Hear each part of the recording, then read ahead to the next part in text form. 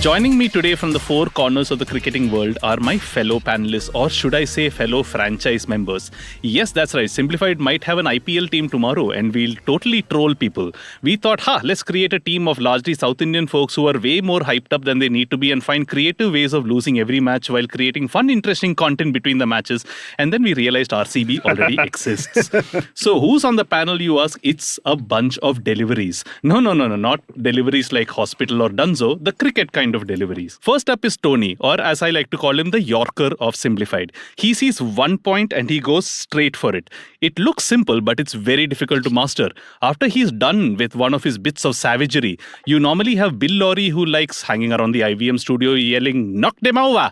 And like a good Yorker, you will want to keep replaying his bits over and over again. That did not turn out well. He pitches it on the popping crease with lots of ease, makes it look like a breeze, put together the hands and get down on your knees, for the next few words are Tony's. Well, Yorker is also called a toe crusher, but this is a Tony crusher. Then we have the googly of the show, Naren. Why? Is it because he was invented at the turn of the last century? No. It's because just when you think he comes this way, he goes the other way. When you ask him to give you a break, he gives you a leg break. He's the rightest wrong one. And he's definitely the closest we can get to Bozy, and that's a reference for you 2010 era Twitter fans out there. A master of spin amidst all the din, used by all from Vaughan to Ramdin. Wow. Is Shenoy Naren? Okay. You get the idea. This is going straight to the bin. No. And finally, we have the man who frequently goes to other shores and bamboozles the natives who are often left asking, what is this witchcraft? And then go on to question him, write angry editorials about him, and occasionally impale him. Yes, it is not because of his more adventurous bedroom activities that we say that Srikeit is the reverse swing of Simplified. Neither is it because he always says things like, I know what my shiny side is, whatever that might mean. Indeed, his most philosophical view is that you should always control your own reality, which is in a way meaning that you should always hold the seam. Finally, you should know that whenever he settles in a new country, he immediately buys a mobile connection and an automobile, exclaiming delightedly at both, which is why we say, Wah, Sim, Wah, car. Oh my God. The Bernoulli's principle imbibing circuitous route that is Srikeit. And I am Chuck, which should speak for itself. Holy crap, that is the weirdest intro I've ever gotten. Use it next time you go for a wiki conference. Wah sim wah car. I had to work that in somehow. Chuck is like that Glenn McGrath delivery which Sachin Tendulkar ducked to but got hit on and was given LBW. So, usually metronomic, but occasionally can surprise you. But he'll still hit the top of off. Thank you. He's more like a Paul Adams delivery. I forgot that. So we are going to do a cricket episode, or try to. I thought to celebrate the IPL, we should do like a half pints episode that is based on cricket. So we are not going to discuss the state of the IPL or anything like that. For that, there's another show which Tony runs, which you should all check out. Indeed, these laborious intros have been largely inspired by Tony's epic work on bits and pieces. Please do check that out. But I thought we could bring one fact or story or whatever it is related to cricket to the table. And given our varied experience and love and affinity for the sport, I'm sure we'll have a motley collection of things. So I'll start with what is my favorite cricket fact of all time. In the famous India-Australia test of 2001 in Kolkata, which I'm sure all of you remember, the Lakshman 281 inning. What is it? You know what? Yeah, I know. What this, the second highest wicket taker was Sachin Tendulkar. Was that it? Wow, I did not realize that. But all of you remember that match. I'm sure even those with a casual interest in cricket will know that India famously followed on, and Lakshman scored 281, Dravid scored 180, and India won the match. Here's a stat that absolutely blew my mind, which was actually told to me by the guy standing next in line to me in assembly the next day in Cochin when I was in school, which is, if India had been bowled out for 0 runs in their first innings, the match would have been a tie. What? Yep, Australia scored 445 in their first innings. India scored 171 in their first innings. On the follow-on, they scored 657 for 7 If declared. Australia were bowled out for 0. India were bowled out for 0, and then Australia were 212. And India ended up winning the match by 171 runs, which is exactly what they scored in their first wow. innings. So if India had been all out for 0 in their first innings, the match would have been a tie. That's insane. Yeah, and the crazy thing is Andy Zaltzman hasn't discovered this yet. So yeah, I like this fact. I don't know what more. There's nothing more to really discuss over here. Nice so match. I think this is one of those. What were you doing during this match? This is one of those days when I actually fell sick and got to watch. Actually got sick. 11th standard I was. I still remember. Actually being very key here because many people actually fell sick also. Yeah. What a test match. I think I actually managed to get an autograph from both Lakshman and Dravid years later when I was interviewing them for something many years later.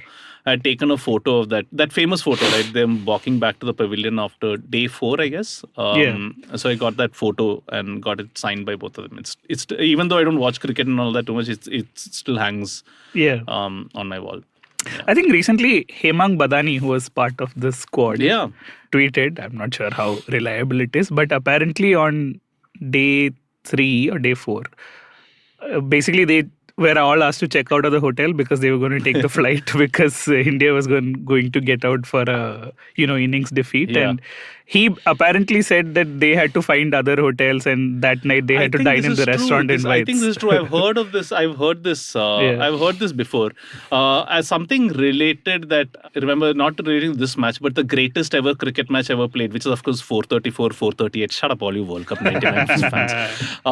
It was when Australia scored 434 in the first innings and the South African team were absolutely dejected. Callis apparently came to everyone and said, "Hey guys, what are you all depressed about? It was a 450 wicket. They fell 16 short." It's amazing. Yeah. So the thing that I mentioned earlier was actually for the entire series. Basically, Harbhajan Singh took 32 wickets.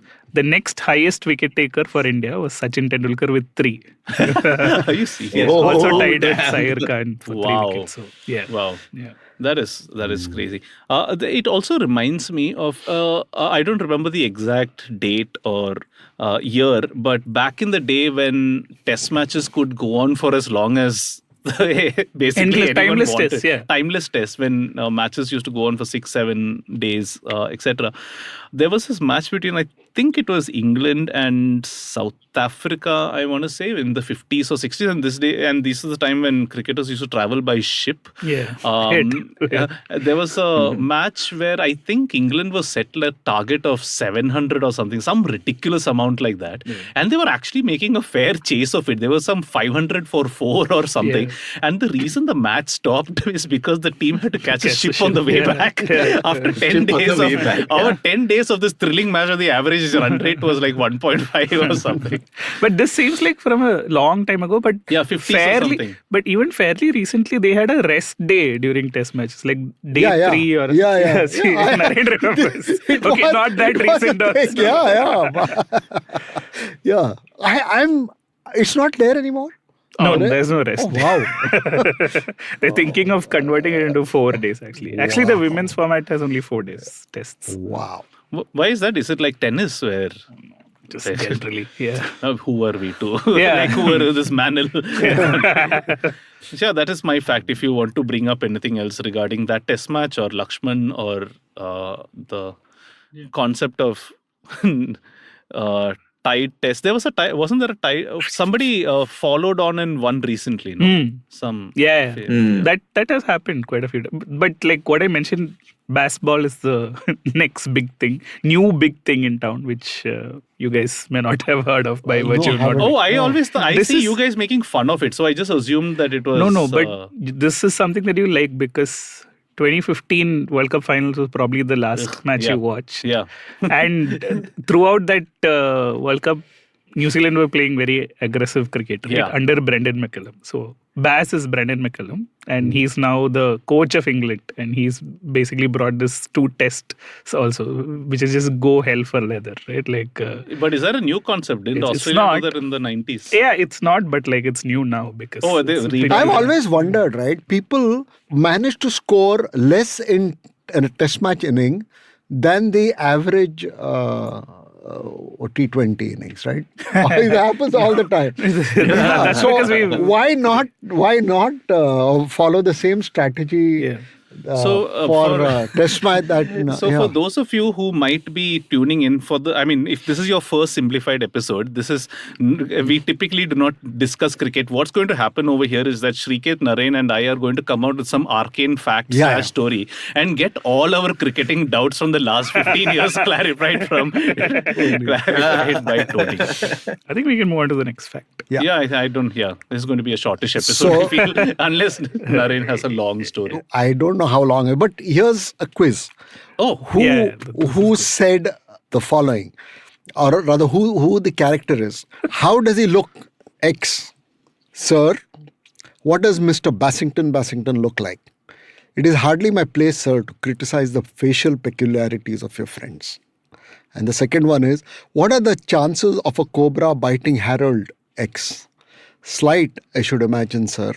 And in such an event, knowing the boy as intimately as I do, my anxiety would be entirely for the snake.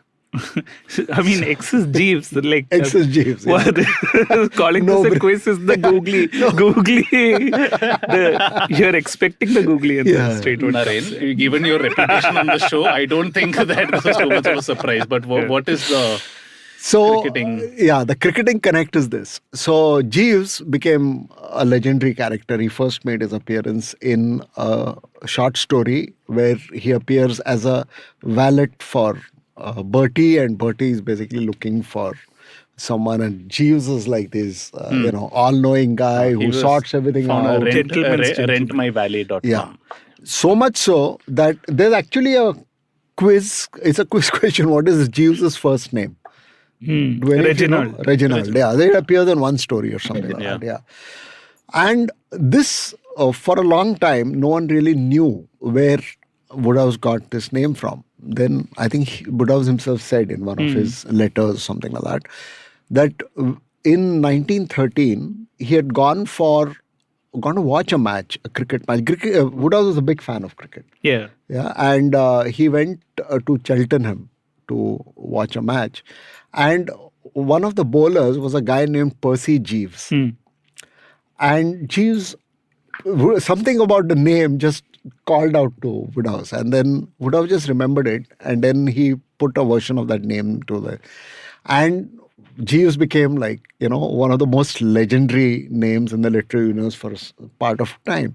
And the tragedy was that Percy Jeeves himself was not alive around to. He died during the First World War. In 1916, he died in a famous battle called the Battle of the Somme.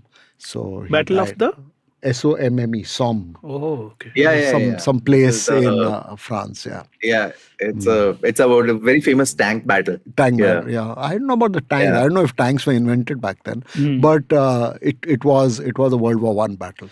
No. That was the World War I. I mean, I've done a bit of research on this. The World War I was where the tanks were famously invented by the French, and they were the first time they were introduced, and a whole bunch of German people were killed by it. So yeah. Oh.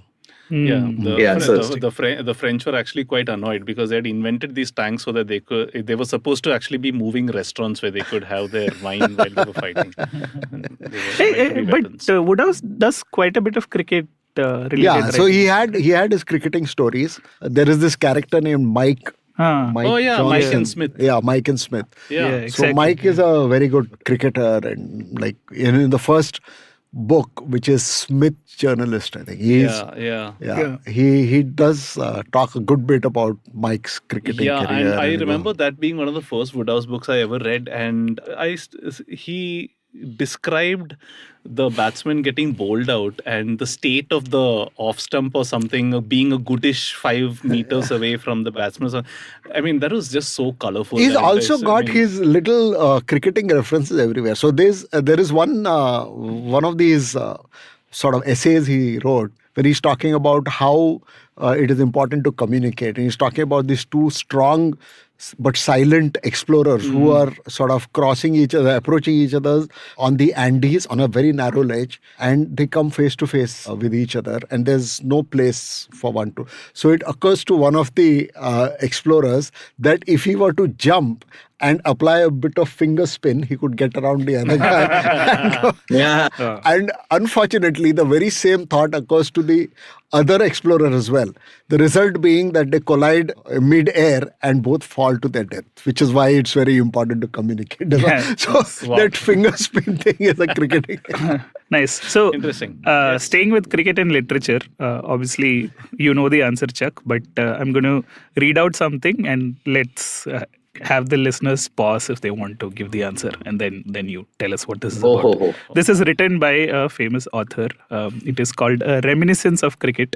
Once in my heyday of cricket, one day I shall ever recall, I captured that glorious wicket, the greatest, the grandest of all. Who writing about what incident? Okay, listeners, you can hit pause now because Chuck is ready with the answer. Yeah. Oh, should I go? Yeah. Should I click the buzzer first? Unless, wait, does Srikeit know? No. Naren, do you? I mean, I could hazard guesses about who's the greatest.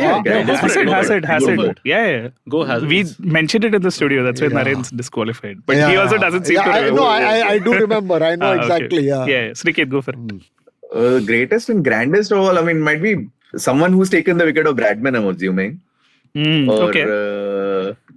Or it could be Vaughan writing about Tendulkar, but although I don't imagine Vaughan being as effusive in his praise, no? poetic about this. So, but yeah. No, this is more Naren's era. Pre-Bradman. Pre-Bradman. Okay, then I'm lost. No, you're not actually. This was Arthur Conan Doyle, whose only first-class wicket was W.G. Grace. Yeah. Oh, wow. Oh, the Sherlock Holmes. You guys mentioned this earlier. Yeah. In case someone... I mean, he wrote Sherlock Holmes in case people don't know. Wow, I didn't know W.G. Grace did that also. W.G. Grace. Okay, so I just love reading about this guy. For those of you of a younger vintage who only sit and watch rubbish like the IPL. I mean, W.G. Grace was this bespectacled guy. Bearded. Bespectacled and bearded, right? Or was he bespectacled? I forgot. But bearded is what actually was what I was going for. He was an actual doctor who would, he was an all-rounder, and you can look up his records. He's scored a lot of runs and taken lots of wickets and stuff like that. And he would often finish matches and then go off to do surgery and stuff like that. But he was such a character, and he used to, at least here the stories go, right? He was in the 19th century, so not that we have personally verified any of this. One story goes that after he got bowled and the umpire signaled him to leave, he politely takes the bails and puts it back and tells the umpire, the crowd has come to see me bat, not to see you, umpire, and carries on playing. So legit. There's another one involving him. So it was a very windy day, and so there's a bowler bowling, and he just manages to, so he beats W.G. Grace, and the ball just grazes the bail, and the bail falls off, right? And Grace immediately realizes that he could possibly pass it off as the breeze. So he tells the umpire, windy day, isn't it, umpire? So the umpire says, indeed, doctor, hope it doesn't blow your hat off on the way to the pavilion. Nice. Super. Would that, as a person who follows contemporary cricket, would this behavior pass muster these days? No, right? We are living... Oh, I don't know if you know this. For this IPL, the DRS reviews have extended to wides and no balls also. So if you're bowled a ball and you think it's above waist height or shoulder height or too wide and the umpire doesn't give it, you can review it. and both teams can do it. So it's part of the review system. So let us not get know. into this debate about VAR and DRS and all that. I'm sure we can do another complete episode where I can see Srikeit stiffening up. Do realize that I wrote the episode on DRS, which we did on Simplified. Exactly why. Exactly why. That Simplified episode you're talking about, I wrote the Wikipedia article on that. That's what Srikeit will probably say. So, famously, Sachin Tendulkar. Famously, Srikeit, it's time for your before your fact, your flex, please. Oh, my flex. Oh, that. Okay, yeah. So on Sachin Tendulkar article on Wikipedia, you can have a small sound pronunciation file that people pronounce. Like you can hear Sachin Tendulkar's name pronounced, and that pronunciation is in yours truly's voice, which was recorded more than a decade and a half ago. Has the pronunciation changed since? I doubt. The file may have changed. You had someone else also, no? Yeah, I had all cricketers pretty much, but then over a period, like I think I had recorded Rahul Dravid's as well, and like they said, no, Kannadiga must fellow came and said, Kannadiga must record, and changed it. And I was like, I don't understand why, but again, that's how the internet do. I am not sure that's an internet thing, but let's leave it at that. Yeah, but like. Yeah, so I had recorded for all, I mean, my height of cricket following was around 2006-07, and I had recorded for all Indian test cricketers at that time, and like past and present. So I had so in fact, even now, if you go to like obscure Wikipedia articles of cricketers from the 80s and stuff like that, you'll probably find my voice like pronouncing their names, because I just generally went through the entire list of Indian test cricketers and recorded their pronunciation. But yeah, so I mean, that was a random... Who are the really obscure 80s test cricketers that you remember? Thankfully, Salil Ankola, who played his debut match along with Sachin. Raju Kulkarni, I was going to say. Yeah. No, like this, there are many cult characters. Who was a guy who took... You have to remember them also. So, who was the guy who took 16 wickets on his debut thing? Narendra Hirwani. Yeah. That was... Speaking of which, here's a question for you guys. Is this your fact question? What was... Yeah, it is my fact. I'm transitioning. So, my fact, plus I have another thing also we can continue to talk about. But yeah, so speaking of debuts, Ajit Agarkar's debut was a particularly notable match. What for? Does anybody remember? It was a tie. No. Ajit Agarkar's ODI debut, I must clarify. ODI debut was a particularly interesting one where, okay, I'll give you more facts around it. That a particular batsman in that match scored a century but didn't get the man of the match because India won that match. But because a bowler actually took a very surprising spell and therefore became man of the match. And is this Sachin Tendulkar's 5 for 32? 5 for 32 in Kochi, yes. So this is Sachin Tendulkar's 5 for 32. Bowling prowess is coming off fairly well in this episode, isn't it? Yeah. So that was Ajit Agarkar's debut match. And also the batsman who scored a century was Ajay Jadeja, who surprisingly has scored 6 centuries in his career, in his ODI career. And won only man of the match for 3 of them, because the other 3 one was Sachin. I think the other one was Azharuddin, who scored 150 when he scored 116. And the third was, he scored a century, but India lost to Australia and Glenn McGrath won the man of the match then. Wow. Wow.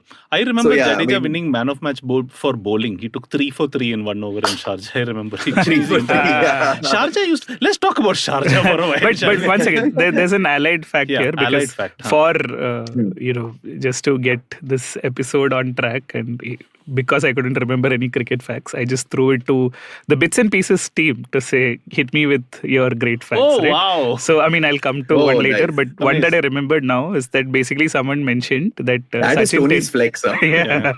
Also check out the Bits and Pieces cricket podcast. But anyway, so basically one of the facts was that someone said Sachin Tendulkar has more 5-wicket hauls in ODIs than Shane Warne, right? And someone else actually corrected him, saying not just that, Sachin Tendulkar has more 5-wicket hauls in Kochi than Shane Warne. And he's got like 2 5. Yeah, he got both of them over there. Shane Warne's just got 1 5-er? I guess. Really? Sure. Yeah. So, wow. Yeah. You were talking about Sharjah though. I don't know, what happened to Sharjah? It's still there, but the grounds seem very small though. Yeah, it's sad. I did a bit of reading on generally I found this a very interesting article by this South African dude on Substack, which is called number of sport. So it's basically here's a link between hockey and cricket, myth or fact. All right, and that was so basically it talks about multidisciplinary athletes who play more than one sport, right? And he talks about how at the angle of how now that we have arrived in an era of elite athletes, right, who are playing who are at an elite level well into their 40s also, and like players who can play for a long time and have longevity in their careers, plus they're extremely well developed athletes and almost reaching their peak levels in the sport that they play. I think the next level of sporting achievement has to be where athletes are actually able to do that in multiple sports, right? So they have can sustain careers in two different sports at the same time, right? The living example and one of the greatest athletes of all time is Australian Elsie Perry, who had Elise Perry. So Elise or Elsie, I don't know. I mean, one of the two. Yeah. But Elise Perry, okay, Elise Perry, who played who's the only athlete who has played and scored a century in a cricket World Cup and scored a goal in a football World Cup. So I mean she's Bertie Ashley, Ashley Barty also, who's played the Ashley women's BBL and also is a tennis. So I mean, in that context, so this article that I was going through actually was talking more, got into a little bit more in the depth of that rather than just being a good athlete. Talked about how former hockey players have actually tended to become really good players of spin in cricket, right? Because I mean, there is for some of the examples, A.B. de Villiers, Jonty Rhodes. Some of these players have been and especially so there's an interview with Johnny Bairstow, who used to be a hockey player, where he talked about how sorry no I didn't know that. I didn't know Bairstow used to be a so Johnny Bairstow talked about how there's a specific how he does how he takes his shots, he's instead of playing through with a big follow through, he's got a short follow through, which is the whip action of the wrist to generate energy through the ball, which is something that he developed while playing hockey, right? And so, that's what he punches Dhoni the would have ball been a with good hockey player. Yeah, so that's where he says, and also additionally, and this is field hockey, not ice hockey. Field hockey, the sweep shot is a field hockey staple, right? So actually, a lot of hockey players can develop a very good ability to sweep and therefore play a good lot of spin. Sweep and reverse sweep, especially. So Ross Taylor doing that standing hockey swat, which is also kind of credits to for hockey in some way. So I mean, I think there can be certain amounts of analysis and seen what are those that have shared competencies as far as micro skills are concerned, and we can actually analyze which players would naturally be very good at other sports as well because of their skill in a certain sport. So I mean, that's a very interesting space to be. One failed cricketer went on to win many gold medals in Olympics afterwards. So who? Usain Bolt. Oh, really? He didn't make it to the bowling team. He was a fast bowler. He didn't make it to the team, so he decided to run instead. My favorite multi-sport athlete is Rahul Gandhi because he walked across. I mean, apart from being a long-distance walker, he now has to jump through many hoops. So he's gymnast also. Yeah, and speaking of WG Grace and his multidisciplinary, obviously, as we know, he was famously a doctor, but also won the 440. So he was won the 440-yard hurdles for Crystal Palace in 1866 and captain England in lawn bowls. In what? Lawn bowls, the bowling. So it's similar to curling in non-ice, but curling, but it's on lawn. Yeah. I love that curling. It's actually an Olympic sport. Yeah. And it's absolutely nothing happening. One thing is going at basically 1 inch per hour speed, and furiously people sweeping. It's like the king is coming. That's please a job. clear the way. Scrubbing in front of the ice is a job. It's crazy. Part of the sport. Yeah. No, but interestingly, one of the reasons why we won't see much of this going forward is sports specialization. There's this book called The Sports Gene by Epstein. Richard, or who is the not the bad Jeffrey, guy.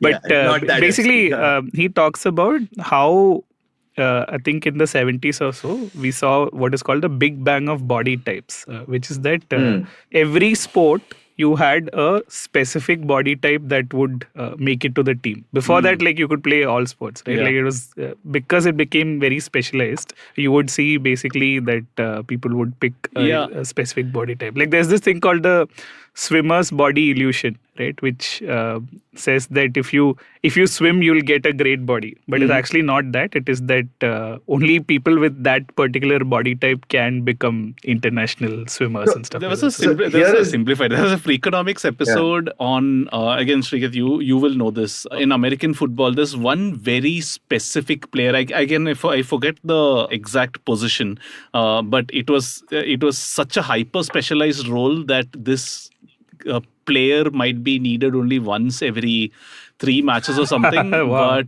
that was a very important role, and he trains only for that one kick. And there's something like this. I mean, there's something like being paid $1 million for one kick or something like that. But the entire, I mean, like all Freakonomics things, they start off with something in pop culture and then they extend it to the economy at large and the larger economic point. So I just got to remember. Since that. we are on I have a podcasts and specializations and Before we move on to that, I have one, I'd say a run of cricketers. So I'm just going to name a bunch of cricketers. One second. And go on, yeah. So since we are talking about podcasts and sports persons, I think if you've listened to Reply All, you'll remember this episode called Trust the Process, which is basically to get the NBA draft. You can trade drafts and stuff like that, right? I remember this. There's this team called 76ers, I believe, who got this player called Joel Embiid, right? And so recently he's come into he's going to become like probably the best player of the league or something like that. And interestingly, he grew up in Africa, so he didn't have access to or something like that. He didn't have access to a court. And the way he learned how to shoot 3-pointers was off YouTube. So he's recently sort of said that since we are in the era of prompt engineering and all, he had to put in the right question to get the correct action to shoot the 3-pointer. And he had to basically look at white dudes shooting 3-pointers or something. He says their J's are always wet. Basically, that is code for a wet jumper is basically a ball that goes in with a splash, right? So it doesn't hit the ring or anything like that. So doesn't hit the ring, yeah. So probably you'll have a new era of people who just watch YouTube and learn things. YouTube and become sports people. YouTube and learn things. I think that ship has sailed a very long as in time back, become professional sports people. If you have the right body type. I have to tell you this, not sports related, but this just happened yesterday. We have a few rats on the terrace. I mean, actually, you're keeping them. No, actual rats. And we have a cat.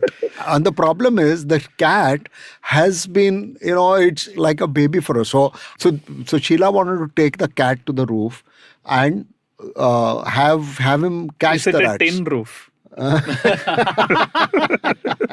Brilliant. Well played. And so I said no way because, I don't want a rat biting this guy because he's one poor pavam guy. I mean, Look at you, Naren, being all protective.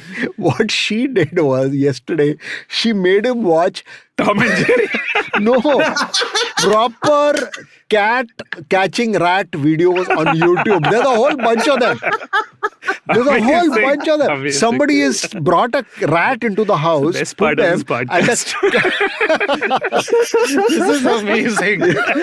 Oh, wow. And my cat actually watched 45 minutes of them. And today, so when I go home, I'll find out what happened. Sheila was going to take him to the terrace. Stay tuned to the next episode of Simblified to figure out. This is the most riveting story ever. This is crazy. I'm now imagining Heads Up for Tails and Unacademy forming the most unlikely headache ever. That's it. Mic drop. No more. Wow. Okay, Srikeit, you were reading a list of cricketers? Yeah, so I'm just going to list. They gave a list of cricketers to you guys, and I want you to tell me what sport they might be probably good at. I mean, these are all cricketers who have had some kind of. It's not an imaginary exercise, no? They actually not imaginary. It's an actual thing. Yeah, they actually played. So first is Nathan Astle from New Zealand. I'd say he was rugby. He played football for Rangers AFC and was also good at auto racing. Wow. And then Ian Botham. Football and auto racing was Fencing. No, Botham was a footballer. No, fencing. Yeah, Ian Botham was a football. Yeah, he played in the football league actually. Football, yeah. Don Bradman. Golf? Don Bradman won the South Australian Squash Championship. Oh, wow. Did not know that. That's nice. Yuzvendra Chahal. Chess. Yes, that is classic. Yeah. He's the only one with a FIDE rating. Yeah. He has a FIDE rating. No, not FIDE. It's pronounced FIDE. Is he a master? FIDE rating. Sorry. Is he a grandmaster? No, he's not a master. But to have a FIDE rating is the way. I don't have a FIDE rating. I've been. What is FIDE rating? You have to so you have to be. No, you have to enter rating tournaments and be above a particular rating. I think 1700, 1900. Nice. And so he's also he's been the subject of a very horrible prank. Somebody held him upside down outside. Him upside down from outside a hotel. Yeah. That was also there. Yeah. Early days of. But yeah, anyway. I have one. Dennis Compton. Yeah. Dennis Compton. Yeah, Dennis Compton. You would know the name Dennis Compton. Yeah, I know. Football. I have the list in front of me, so I'm not going to say. He played cricket. Football for Arsenal. Oh, so, yeah. Okay. And the other one being Andrew Flintoff. Obviously, you guys must know boxer. Yeah, but only professional match also. And the very interesting one is Viv Richards. So Viv Richards was selected for the Antigua squad for the 1974 FIFA World Cup qualifying stage, but did not play any matches. Oh, that's interesting. Nice. I did not know that. So because they didn't have shoes. And finally, at the most hilarious one, Yuvraj Singh. Wrestling? Won the national under 14 roller skating championship. So cute. Okay. I think I won third place for lemon and spoon race in second standard. So if it's not too late for me to become a professional cricketer, I can make it into this list, I think. Okay, why not? Yeah. Srikeit, one for you from the Bits and Pieces crowd. This is from Abhishek Chopra, whose question is, can you name an EPL stadium which has also hosted a cricket match? Oh, that's a nice question. Wait, hang on. The Stadium of Light? I am tempted to say Old Trafford. Aren't both of them? Old Trafford. It's the same name, different stadiums. They're different stadiums, right? Wembley Stadium, yeah. No, I'll give you a clue. It's some lane. Blank Lane. Oh, White Hart. Oh, is that Bramall Lane? Yeah, Bramall Lane. Exactly. Nice. Bramall Lane, Sheffield United. Yeah. Yes, well done. Sheffield. Yeah, Bramall Lane. Okay. More this must be a really old one. Should I pull up that quiz which I asked you on Bits and Pieces? Antigua thing reminded me of a limerick. Please go on. There was a man from Antigua whose girlfriend told him, "Oh, what a pig you are." And he said, "Oh, my queen, is it manners you mean, or are you referring to my figure?" Naren just hogging the episode with zingers. These are all I know, man. my childhood speaking to me types. Yeah, and he's also leaving us with a cliffhanger with his cat and all. Correct. Oh, man. Excellent. Should I what go to my fact? Yes. Go on. So I have two facts. The first of which is we'll start with Naren's generation and then we'll probably come into the generation junior to us, which is famously, Naren, that Sunil Gavaskar named his son after 3 cricketers. Yeah. Who are they? One is Rohan Kanhai. 3 cricketers. Yeah. I don't know the other. No. I mean, Srikeit? his surname is Gavaskar, so did he name him after No, himself? there's a middle name. I have no idea. Middle name is J. Vishwa, if that helps. Gundappa Vishwanath is one. J. Yeah, J. Jaisimha. Yeah, MLJ. Oh, nice. wow. Nice. Oh. Very Okay, nice. so this is from Naren's era, but inspired by this, I see what you're doing. basically, Rohan Gavaskar is Gavaskar's son. So the father of one of the current cricketers wanted to name his son after Gavaskar's son's name, but got it slightly wrong. He thought it was something else instead of Rohan. Do you know who I'm talking about? It's a current cricketer. No, I don't, but this is going to be Virat hilarious. Kohli? No, I mean, think of what Rohan can be mistaken for. I mean, like, it's in the ballpark of Rohan. So, current cricketer. Rihan. I know many people. Rohit like is this a in good Logan one. Dada. No. Dude, actually, like, Indian cricketer. I mean, a very famous Rohin cricketer. from Ken. No. Okay, this is KL Rahul, who's Really? dad, who's Oh, wow. professor in NIT Surathkal, mistook Rohan for Rahul and named KL Rahul after Rohan Gavaskar, apparently. This is true. True facts. True facts. Yeah, there you go. Okay. So, okay, if I can get to fact 2, unless Yes. you have something to add here. Yeah. My that was my first fact. This second fact is actually my 0th fact, which Zeroth was fact. given by zeroth law of thermodynamics. friend of this pod, Kaustup, and also friend of Bits and Pieces. Basically, his fact is that it's called a 0th fact because Virat Kohli took a wicket off his 0th ball in T20 international cricket. And he bowled a wide, basically, so it didn't count as a legal delivery. But he got a stumping. Dhoni stumped Kevin Peterson. Very to cool. That's a very get cool a fact. Wow. Yeah. Yeah. Such a weird Excellent, sport. excellent. Such a weird sport. Yeah, it's an amazing sport. I mean, it's. I was just speaking to. Do you some know the other one? fellows that- over here. Oh, sorry, Yeah, go on.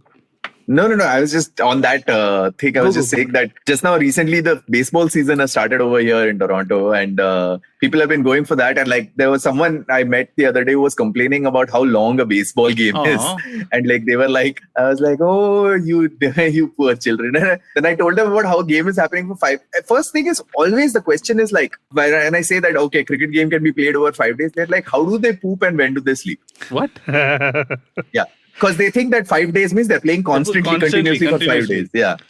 For 5 days. That's a fair question. From baseball to baseball. So another one that is coming from Vikas, also a friend of the other pod, is that Alex Stewart. He was actually born on 8th April 1963. 8-4-63. And he ended up scoring 8-4-6-3 test runs in his entire career. Oh. So there you go. One for you numbers fans. Numbers fans. One for you movie fans. Subhash Ghai named 2 movies after his favorite cricketers. I don't know these movies, but I know the player. So if you want to take a guess, go for it. Did he sorry, make a again, movie repeat the called question? Madan Lal? No. Subhash Ghai named 2 movies after his favorite cricketers. Oh, okay. One could be Vishwanath. Yeah, Vishwanath is Yeah, one. one is good. Well done. Vishwanath. And the other could be Chandrasekhar? No. Alvin and the Chipmunks. No, it's not. It's What the hell? but Kalicharan is the second. Kalicharan. Oh, okay. Wow. Yeah. Kalicharan. Yeah, I know this movie. I mean, I've heard of this movie. Yeah.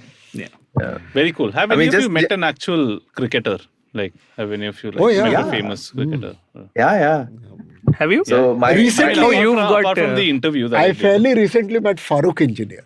Really? Oh. Yeah, so this was at a Brill Cream. friend's. I have to say Brill Cream every time Wow. we say cricket. Very, very jovial, jolly guy. A few years ago, it was her 50th birthday, and I don't know, she was this guy. I don't know, no, she didn't even know this guy. He just happened to be there for another function, so I went and chatted him up. Amazing. And did you tell Yeah, him but about I mean- Simblified? Yeah, I told him. He was literally, I recognized him because it was roughly back then that I stopped watching cricket. So so this is the last phase I remember. Yeah.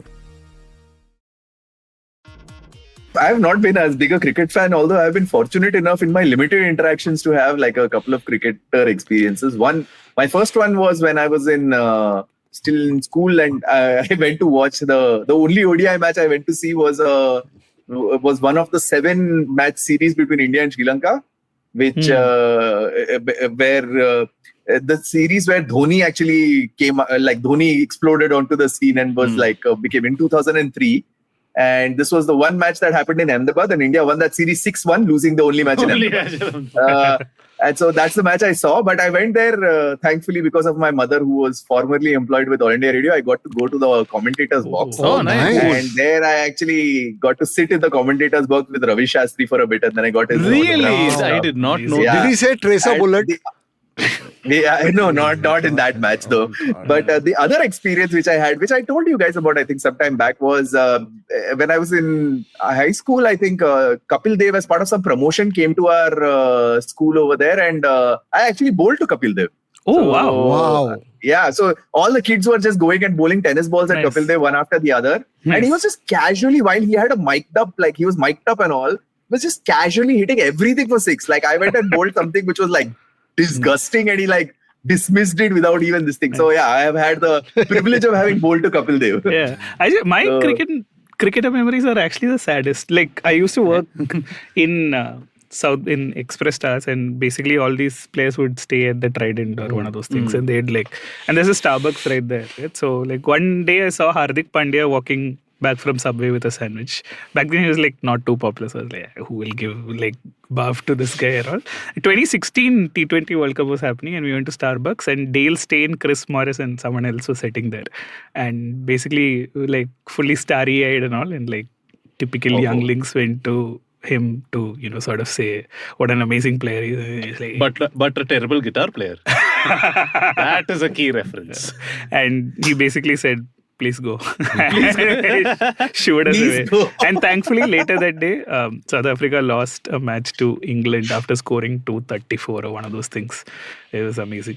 You know who scored in that match? Joe Root scored some 90 or 100. I have no idea who these people are anymore, but I'm sure he has 10,000 runs or something. Yeah, Joe there we Root go. is part of Although I big think the four. greatest, Chuck and I have met the greatest cricketing personality together, which is Andy Zaltzman when he came to India. God, we've all- And and we even asked him a question, if you remember, for there was, I think, for the Bugle or something, we had asked him a question. At that let's time. not repeat that question over here. No, we're not repeating the question, but yeah, it was hilarious. Yeah. Yeah, that is fun.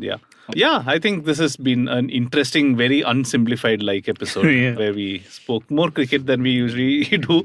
And even if you don't like cricket, hopefully these facts will surprise your friends, surprise your cricketing friends, even those who may happen to run India's most listened to cricket podcast. Surprise them with your newfound knowledge. Friendliest for sure. Friendliest for sure.